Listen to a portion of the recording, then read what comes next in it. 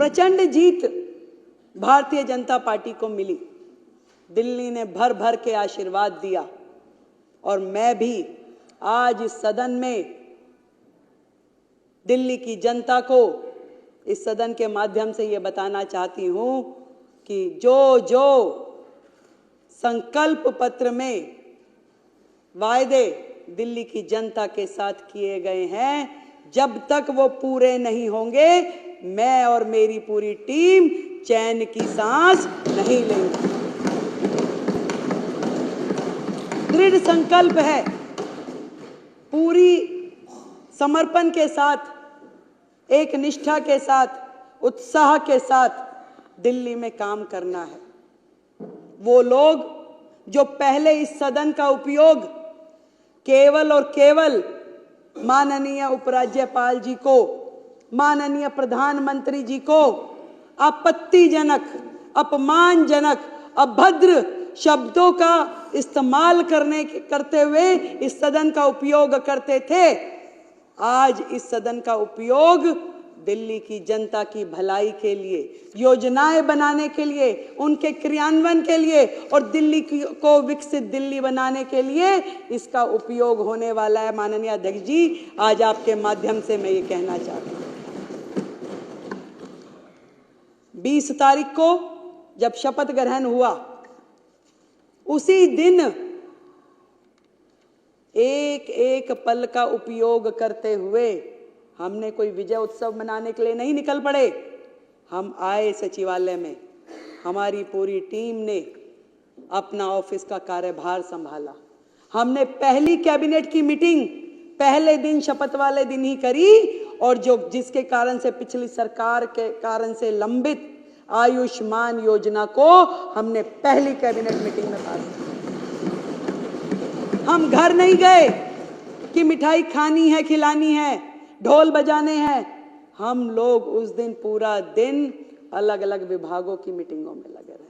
हम गए यमुना जी पे आरती करने के लिए, अपना संकल्प दोहराने के लिए कि हे मां यमुना, जो हमने वायदा किया है, जो हमारे प्रधानमंत्री जी ने यमुना जी के लिए स्वप्न देखा है, जो दिल्ली की जनता का अधिकार है, इस यमुना मां को स्वच्छ बनाने के लिए पूरा काम कर लेंगे। हम पूरा दिन उसी काम में लगे रहे। आज 8 दिन और 9वां दिन आज माने तो एक एक दिन मैं और मेरे मंत्री और मेरे विधायकगण अपने क्षेत्र की जनता के साथ मिल करके दिल्ली को कैसे सुधारना है, क्या क्या काम होने हैं, केवल जनता के बीच में जा करके वो काम कर रहे हैं। इससे पहले ये लवली जी ने सदन में एक बात कही थी, वो बिल्कुल सही बात है कि पहले जनता को अपेक्षाएं शायद बड़े बड़े प्रोजेक्ट की होती थी कि भाई कम्युनिटी हॉल बना दीजिए, कॉलेज बना दीजिए, स्कूल बना दीजिए, पर 10 सालों में जनता इस लेवल पे आके खड़ी हो गई कि वो कहती है कि मेरा सीवर साफ करा दो, मेरी नाली बनवा दो, मेरे गड्ढे भरवा दो। इस कदर दिल्ली की जनता को परेशान करके वर्षों पीछे धकेलने वाली सरकारें आज यहाँ पर नहीं है। आज विपक्ष सामने बैठा होता तो शायद बात करने में कुछ मजा आता, उनके सामने कहने में, उनकी बातें बताने में। दूसरे ही दिन जब शपथ ग्रहण था तो आतिशी जी मेरे कमरे पे आ गई सब विधायकों को लेकर के, और मैंने तो देखा वो तो पहले दिन से ही इसी कार्य में लग गई थी कि क्या किया जाए, कैसे पब्लिसिटी पाई जाए, कैसे मीडिया में आए जाए। बैनर बना लिए गए कि 2,500 रुपए कब दोगे। मैंने उनको साथ सम्मान अपने कमरे में बुलाया, बिठाया, पूछा कि बताइए भाई क्या कह रही हैं आप। उन्होंने कहा जी 2,500 रुपए कब दोगे। मैं कहा बड़ी अच्छी बात है, आपको बड़ी चिंता है कि 2,500 रुपए कब मिलेंगे। मैं कहा आतिशी जी, आप जिस 2,500 की बात कर रही हैं आप चिंता ना करें, ये जिम्मेवारी हमारी है। जनता को जो प्रण किया है, जनता के लिए जो वादे किए हैं वो काम हम करेंगे। पर इस बात पे जरूर मुझे हंसी आती है कि 10 साल का कार्यकाल, 3-3 बार की सरकार बनने के बाद सैकड़ों वायदे किए, एक भी पूरा नहीं किया।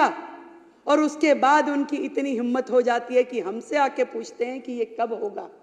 तो पंजाब में नहीं दिया, दिल्ली में जो जो कहा नहीं दिया, वो काम कुछ किया नहीं, और हमसे आके पूछते हैं कि बताइए कब देंगे। तो मैंने भी मन में किसी शायर की कही हुई 2 लाइनें मुझे ध्यान आई कि बागवान ने भी न जाने कैसे कैसे शौक पाल रखे हैं। 10 साल का राज किया भाई, एक बार जीते तो 67 सीटें आ गई, दूसरी बार फिर 62 आ गई, फिर तीसरी बार फिर मौका मिल गया। तो दिल्ली की जनता के शौक निराले थे, क्या उम्मीदें थी उनको उनसे कि बागवान ने भी न जाने कैसे कैसे शौक पाल रखे हैं, फूलों के गमलों में कांटे संभाल रखे हैं। और इस सियासत में तो चित भी इनकी, पट भी इनकी, हमने क्या बेवजह सिक्के उछाल रखे हैं। मतलब जब ये सरकार में थे तो भी यही धरने पे बैठते थे, और आज जब ये विपक्ष में हैं तो हमसे सवाल पूछते हैं कि कब करेंगे। भैया ये सरकार में थे तब भी जल मंत्री होने के बावजूद आतिशी जी धरने पे बैठ जाती थी काम करने की बजाय। माननीय मुख्यमंत्री जी जो उस समय होते थे वो तो 26 जनवरी वाले दिन जाके धरने पे बैठ गए। तो इन तो धरना पार्टी है।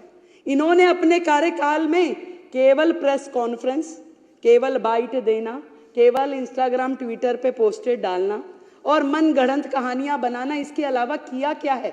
इनके विचार, इनकी सोच जिस कदर स्पीड में चलती है उसको तो कोई फॉलो नहीं कर सकता भाई।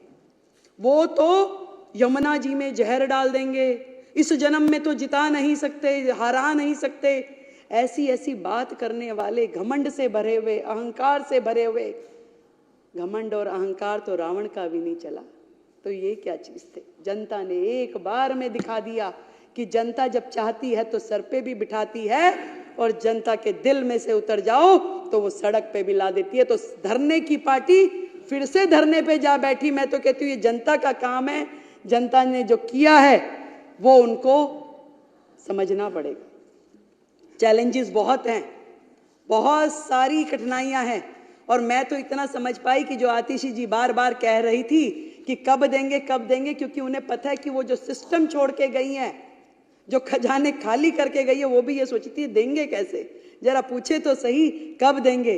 परंतु मैं पूरे विपक्ष को ये बताना चाहती हूं कि आज आप जिस भी परिस्थिति में दिल्ली को छोड़ के गए हैं, दिल्ली के लिए जो काम हमें करने हैं, दिल्ली को, नरेंद्र मोदी जी का जो स्वप्न है, जो विजन है दिल्ली के लिए, विकसित दिल्ली का, उसको पूरा करने के लिए हमें जो भी करना पड़ेगा इस दिल्ली के लिए हम करेंगे। दृढ़ता के साथ, संकल्प के साथ, मेहनत के साथ, ईमानदारी के साथ हर एक काम को किया जाएगा। आप लोगों के जैसे नहीं, क्योंकि आपको वादे तो करने आते हैं, निभाने नहीं आते थे। आपको दिल्ली की जनता का दर्द का प्रचार करना तो आता था, परंतु उसके लिए काम करना नहीं आता था। आज हम दिल्ली की जनता का जो दिल का दर्द है उसका एहसास भी हमें है, और उसका उपचार भी हम करेंगे, ये मैं आज आपको बताना चाहती हूँ। जो चीजें, जो काम मैंने देखा अपने पूरे कार्यकाल में, पिछली सरकार ने अपनी बुद्धि का इस्तेमाल केवल जनता को बेवकूफ बनाने के लिए किया। बेवकूफ बनाती रही, कहती रही, वर्गलाती रही, और जब जब काम नहीं हुआ तो गलियाती रही। कभी राज्यपाल जी का नाम लेके, कभी प्रधानमंत्री जी का नाम लेके। तो जनता ने सोचा कि भाई जब करना उन्होंने ही है तो उन्हीं के हाथों में सत्ता सौंप देते हैं। तो इस बार पूर्ण बहुमत की जो सरकार जनता ने बनाई है, दिल की गहराई से मैं दिल्ली की जनता का बहुत बहुत धन्यवाद करती हूँ। और कहना चाहूंगी जितने काम दिल्ली में करने वाले हैं, देखिए केजरीवाल साहब ने अपना बंगला, अपना शीश महल तो बना लिया, पर ये नहीं सोचा कि लाखों लोग जो झुग्गियों में रहते हैं, जो सड़कों में रहते हैं, जिनके सर पे छत नहीं है, उनके लिए क्या करना है। उनके लिए, उनको छत मिले, उन्हें घर मिले, उसके लिए उन्होंने कोई काम नहीं किया। वो केजरीवाल साहब जो अपने घर का टॉयलेट बनाने के लिए करोड़ों रुपए खर्च देते हैं, दिल्ली के झुग्गीवासी किन शौचालयों का उपयोग कर रहे हैं। आज दिल्ली देश की राजधानी है, फिर भी दिल्ली में सबसे ज्यादा ओपन डेफिकेशन है। ये शर्मनाक हरकत, ये शर्मनाक काम का जिम्मेदार वो सरकार है जिसका राज पिछले इतने साल रहा। एक भी काम वो बताए कि उन्होंने अपने कार्यकाल में शुरू किया और उसे खत्म किया। बची कुची रोटियां, बचे कुचे टुकड़े जो शीला दीक्षित जी के समय के थे, उन्होंने केवल उसी का प्रचार प्रसार किया कि हमने ये कर दिया, हमने वो कर दिया। झूठा फ्रॉड शिक्षा का मॉडल, जिसमें बेचारे बच्चे फेल होते रहे, ड्रॉप आउट होते रहे, परंतु उनका भविष्य अधर में लटका रहा और ये अपना प्रोपोगेंडा करते रहे, हमारा शिक्षा का मॉडल। दिल्ली की जनता से पूछो जाके कौन सा शिक्षा मॉडल की बात कर रहे हैं। अभी आशीष भाई ने बताया कि कितने ज्यादा ये लोग केवल अपना सर्वस्व, मैं। केजरीवाल जी ने दिल्ली की जनता के बने हुए उन मकानों में उनको जाने नहीं दिया, उन झुग्गी वासियों को, क्योंकि वो मुख्यमंत्री आवास योजना के नाम से घोषित नहीं हुए। पैसा सरकार देगी, केंद्र की सरकार, नाम तुम्हारा देंगे भाई। ऐसा कहां होता है? तुम लगाते, तुम करते, तुम उसमें अपना नाम लिखते। तुमने तो छोटी छोटी चीजों पे, यानी कि इस सदन में व्हाइट वॉश हुई, उसका भी पत्थर माननीय मुख्यमंत्री जी ने यहां लगा करके छोड़ा हुआ है। तुम तो नाम के इतने भूखे हो। तुमने दिल्ली की जनता को आयुष्मान योजना से महरूम रखा क्योंकि तुम्हारा नाम उसमें नहीं था, उसमें प्रधानमंत्री आयुष्मान योजना था, इसलिए दिल्ली की जनता को तुमने वो मिलने नहीं दिया। पूरे देश की जनता को आयुष्मान का लाभ मिला, पर दिल्ली की जनता उससे महरूम रही, सिर्फ और सिर्फ तुम्हारे अहम के कारण। आज दिल्ली की जनता बाट जो रही है कि कैसे दिल्ली आगे बढ़ेगी, दिल्ली में वो काम होंगे। मैंने बहुत सारे अधिकारियों से मेरी बात हुई, मतलब वो सरकार जो अपने ही अधिकारों को मारती पीटती थी, गाली गलौज करती थी, कैसे काम होते उस सरकार में? अपने ही चीफ सेक्रेटरी को घर में बंद करके पीटना, ये तो माननीय मुख्यमंत्री जी ही कर सकते थे। ऐसे लोग जो इस राज्य से कर वसूल करके दूसरे राज्यों में चुनाव में जाके खर्च करते थे, केवल एजेंडा था कलेक्शन हो जाए और उसके बाद खर्च कहाँ करना है वो कोई नहीं जानता था। मुझे जब मैंने ये सीएजी का रिपोर्ट प्रस्तुत किया तो रिपोर्टर्स ने पूछा कि 14 की 14 रिपोर्टें एक बार में क्यों नहीं प्रस्तुत करती हैं मुख्यमंत्री जी? मैंने कहा भाई एक कितनी भारी है, एक बार में करूंगी तो हमारे विधायकगण अपने घर रिपोर्ट लेके भी नहीं जा पाएंगे। इतनी भारी भारी रिपोर्टें, एक रिपोर्ट जिसका वजन पता नहीं, हो सकता है ये 3-4 किलो तो लग ही रहा है मुझे। तो इतने पेपर पढ़ना, उनको समझना, तो एक एक करके निकाल रहे हैं तो उनकी सांसें ऊपर नीचे हो रही है और उनकी इतनी हिम्मत नहीं है कि वो सदन में आके सामने बैठ सकें, उसे सुन सकें। उन्हें बहाना चाहिए था, तस्वीर नहीं लगी। मैं उनसे पूछना चाहती हूं, जो सरकार का एडमिनिस्ट्रेटिव हेड है, जो देश की राष्ट्रपति, क्या उनकी फोटो नहीं लगनी चाहिए? आज जिनके माननीय हमारे शहीद भगत सिंह, हमारे बाबा साहब, हम सब के पुरोधा हैं, हमने उनको सम्मानजनक, हमारे दिल में सम्मान है। जितना काम इस दिशा में कि बाबा साहब के सम्मान में देश भर में होना चाहिए, वो नरेंद्र मोदी सरकार ने किया है। आज तक किसी सरकार ने, ना किसी नेता ने इस सम्मान को उन्हें दिया जितना सम्मान मोदी सरकार ने बाबा साहब के चरणों में अर्पित किया है। वो लोग बातें करते हैं, फोटो नहीं लगाई, केवल मात्र बहाना कि मुझे तो लड़के जाना है, किस तरीके से मुझे यहां से बाहर निकले, क्योंकि वो सुन नहीं सकते थे जो बातें इस रिपोर्ट में लिखी हुई है, जो बातें एक एक विधायक यहां बोलेगा, उनकी हिम्मत नहीं थी वो सुनने की, इसलिए वो दौड़ गए कि भाग जाओ भैया, जो मर्जी बोले यहां पे, हम तो बचें। उनको काम क्या है? उनका काम है इस सदन में बैठे अपने चिंगू मिंगू के माध्यम से वीडियोस बनवाएं, उस वीडियो को प्रचारित करें, प्रसारित करें। एक वीडियो रिलीज हुआ प्रवेश जी, एक बुक्के था, अब बुक्के दे रहे थे, वो कह रहे जी एक बुक्के से मुख्यमंत्री जी ने कईयों को निपटा दिया। भाई मैं तो बनियों की लड़की हूं, मैं तो फजूल खर्ची कर नहीं सकती। इस दिल्ली में जनता का एक एक रुपया जो कि राजस्व के रूप में हमें मिलता है, एक भी रुपए का दुरुपयोग मैं होने नहीं दूंगी। आज इस सदन के माध्यम से मैं कहती हूं, भाई एक रुपये इस्तेमाल कर लिया तो क्या गलती कर दी भाई? पैसा बचाया है, खराब तो नहीं किया।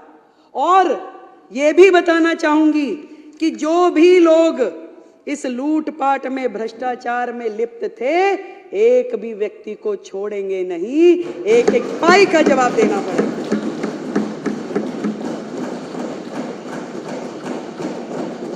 चुनाव के दौरान बहुत सारे पोस्टर लगे, स्टिकर लगे, भाई हो तो ऐसा, भाई हो तो ऐसा, डैश डैश डैश।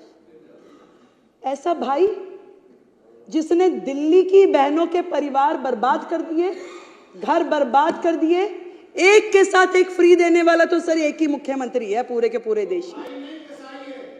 एक ही मुख्यमंत्री, एक के साथ एक फ्री। दारू, कैसे घर बर्बाद हुए, कैसे बहनें खून के आंसू रोई, ये केजरीवाल साहब जो उन्होंने किया वो इतिहास में लिखा गया। जो घर बर्बाद हुए, जब उस बहन का पति उससे लड़ता था तो वो 100 गालियां देती थी केजरीवाल को, और वही बद्दुआएं लगी है कि केजरीवाल जी की पूरी टीम सिमट के, जितने धुरंधर थे, जितने मुखिया थे, सब घर जाकर के दुबक्के बैठ गए।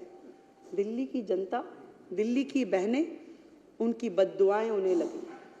जो नीतियां रीतियां उन्होंने अपनाई, जो भविष्य खतरे में डाला, दिल्ली को बर्बाद करने की दिशा में उन्होंने कुछ छोड़ा नहीं है। उन्होंने डेवलपमेंट के नाम पे जहां जहां जो जो करना चाहिए था कुछ भी नहीं किया। केंद्र सरकार से करोड़ों करोड़ रुपए आते रहे और उनको बर्बाद करने के लिए उन्होंने सारे काम किए। यमुना की सफाई के लिए करोड़ों रुपए आए, कुछ काम नहीं किया। दिल्ली में G20 के समय में जितने काम हुए उसमें दिल्ली सरकार का जो शेयर देना था दिल्ली सरकार ने नहीं दिया। मेट्रो के एक्सटेंशन में जो पैसे दिल्ली सरकार ने देने थे दिल्ली सरकार ने नहीं दिए। एक भी काम दिल्ली सरकार ने जो उनका बनता था वो किया नहीं। जब भी जरूरत पड़ी केंद्र सरकार ने ही खड़े होकर के दिल्ली को संभाला। कोविड के समय में भी ना तो केजरीवाल घर से बाहर निकले, ना ही उनके जितने विधायक थे घर से बाहर निकले। एक भी विधायक ने समेत उनके मंत्रिमंडल के किसी दिल्ली की जनता की कोई मदद नहीं करी अध्यक्ष जी। तब भी दिल्ली को संभालने वाले आदरणीय प्रधानमंत्री जी थे और गृह मंत्री अमित शाह जी थे जिन्होंने दिल्ली को संभाला और दिल्ली के प्राण बचाए। कैसे भूल जाएगी दिल्ली की जनता, कैसे भूल जाएगी? आज भी मैं तो यही कहना चाहूंगी कि मिशन मोड पे काम करना पड़ेगा। एक दूसरे पे दोषारोपण की जो प्रथाएं चलती थी, हमें उससे मतलब नहीं है। मीडिया वाले मेरे को रास्ते चलते बाइट के लिए बोलते, मैं मना कर देती हूँ। मैं क्या, कुछ करने तो दो पहले, काम करूंगी उसके बाद बोलूंगी। और कोई बहाना नहीं, कोई किसी के ऊपर दोषारोपण नहीं, कोई मर्यादित व्यवहार नहीं, केवल और केवल काम। और उस काम के करते हुए दिल्ली में जो भी दिल्ली जिसकी अधिकारी है वो सारे के सारे अधिकार उनको देने हैं।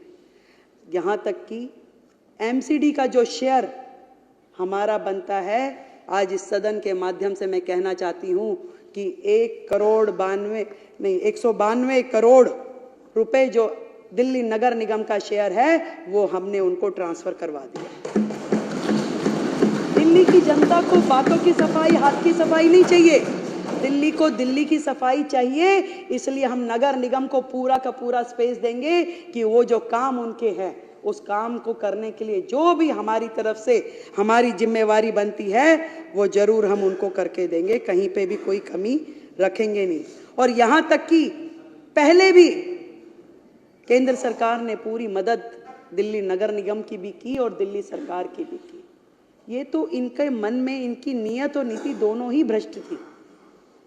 जब यमुना की सफाई केजरीवाल जी ने नहीं करी, बार बार वादा करने के बाद भी, तो माननीय NGT ने एक समिति बनाई, उसके अध्यक्ष के रूप में LG साहब को मनोनीत किया और ये कहा कि यमुना की सफाई करवाएं।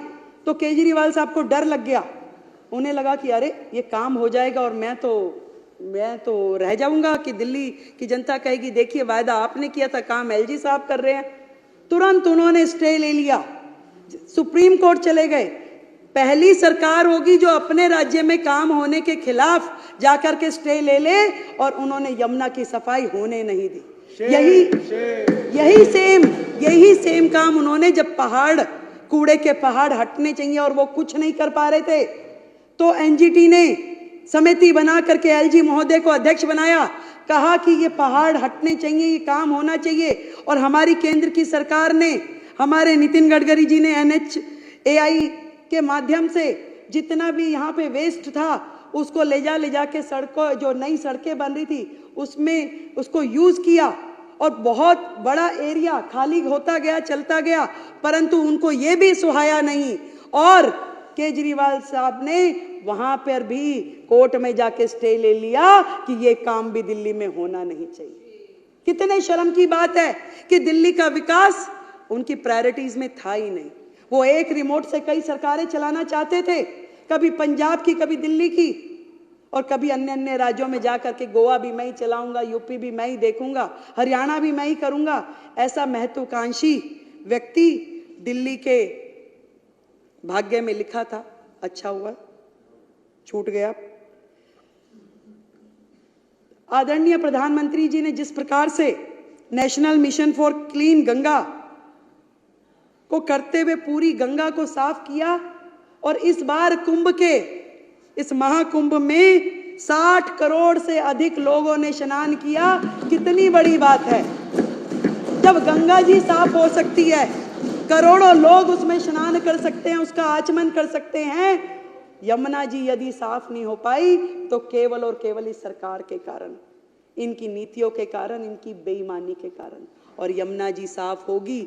आदरणीय प्रधानमंत्री जी ने जो विजन यमुना जी के लिए, दिल्ली के लिए लिया है, निश्चित रूप में इस बार डबल इंजन की सरकार उसके लिए काम करेगी। अभी आशीष जी ने बताया कि माननीय गृह मंत्री जी के साथ जो आज हमारी मीटिंग हुई, मैं सोच रही थी कि इतनी बड़ी सरकार, इतने सारे राज्य, पर दिल्ली के लिए जो उनकी चिंता है, दिल्ली के लिए जो उनका कंसर्न है, वो हम सबका सौभाग्य है कि आज उन्होंने छोटे छोटे विषय पे भी बड़े से बड़े अधिकारियों के साथ में मीटिंग कर ये कहा कि दिल्ली में समर एक्शन प्लान, दिल्ली में मानसून एक्शन प्लान की तैयारी की जाए, ताकि दिल्ली की जनता परेशान ना हो, दिल्ली की जनता को वो तकलीफें दोबारा झेलनी ना पड़े। मैं धन्यवाद करती हूँ अपने नेतृत्व का, आदरणीय मोदी जी का, आदरणीय अमित शाह जी का, जिन्होंने दिल्ली के लिए एक पूरी तरीके से डेडिकेटेड टीम को मौका दिया यहाँ पर आने का। मैं वो सारी चीज़ें जो दिल्ली के लिए सोची गई हैं, दिल्ली के लिए जो करनी है, एक बार फिर से अपनी बात को दोहराती हूँ कि दिल्ली की मुख्यमंत्री के रूप में इस सदन में फिर से एक बार ये संकल्प लेती हूँ कि मैं और मेरी सरकार का हर मंत्री, हर विधायक, अधिकारी, कर्मचारी जनता के लिए सदैव उपलब्ध रहेंगे और सेवक के रूप में कार्य करते रहेंगे। माननीय एलजी महोदय का भी मैं बहुत बहुत धन्यवाद करती हूँ कि उन्होंने चट्टान के भांति दिल्ली में भ्रष्टाचार को रोकने के लिए पूरी ताकत लगाई और दिल्ली के विकास के लिए हर संभव कार्य किया।